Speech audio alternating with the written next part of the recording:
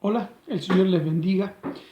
Me ha tocado dar una reflexión, un tema muy profundo con respecto al ministerio de Jesús y qué importancia tuvo el Espíritu Santo en el ministerio de Jesús.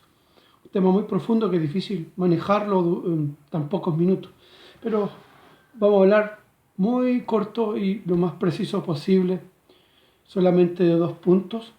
Pero antes, para eso, quisiera introducirlos en el libro de Lucas, Lucas capítulo 4.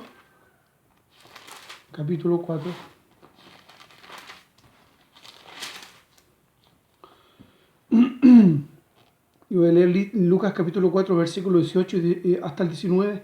Dice, y el Espíritu del Señor está sobre mí, por lo cual me ha ungido para dar buenas nuevas a los pobres, me ha enviado a sanar a los quebrantados de corazón, a pregonar libertad a los cautivos, vista a los ciegos, a poner libertad a los oprimidos y a predicar el año agradable del Señor.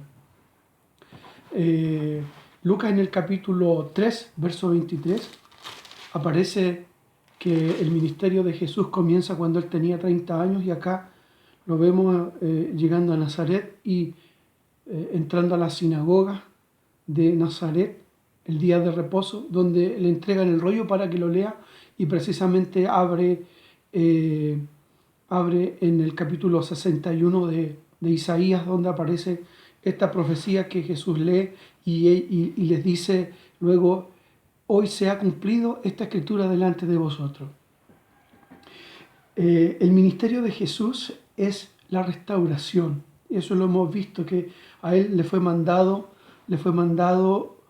primero fue el Espíritu del Señor está sobre mí. Sin el Espíritu del Señor no podría haber hecho esto Jesús. ¿Por qué? Después lo vamos a ver.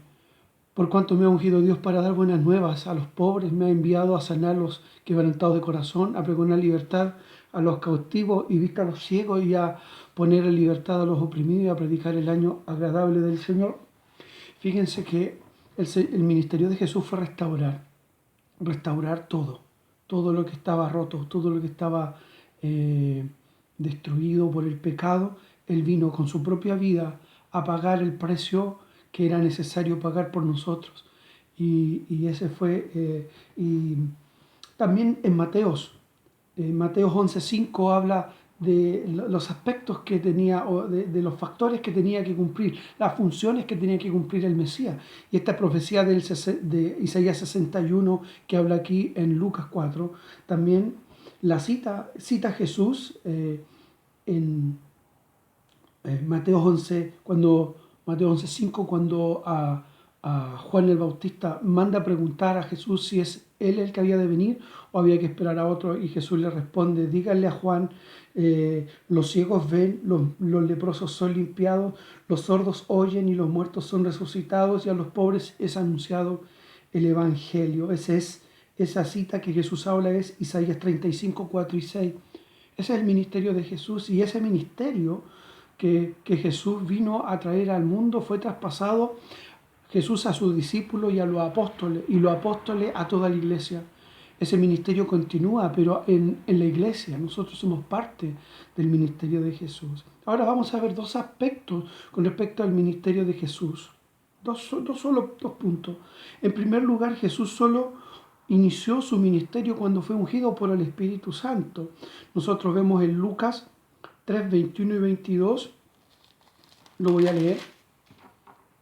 Dice, aconteció que cuando todo el pueblo se bautizaba, también Jesús fue bautizado, y orando, el cielo se abrió y descendió el Espíritu Santo sobre él en forma corporal como paloma, y vino una voz del cielo que decía, tú eres mi Hijo amado en el cual yo tengo complacencia.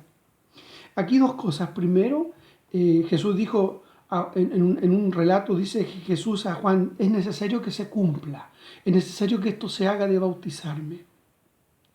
Y estas dos cosas, primero fue una confirmación del ministerio de Jesús, que Él se bautizara y que todas las personas que estaban ahí vieron y oyeron esta voz que salió del cielo, confirmando el ministerio, y la paloma, en forma de paloma, el Espíritu Santo corporal, en forma de paloma, descendiendo descendiendo sobre Jesús. Y esta es la confirmación de su ministerio. Luego es llevado al desierto, es probado 40 días por Satanás, tentado. Después, luego, por el Espíritu Santo, como dice el relato, es llevado a Galilea y luego él va a Nazaret.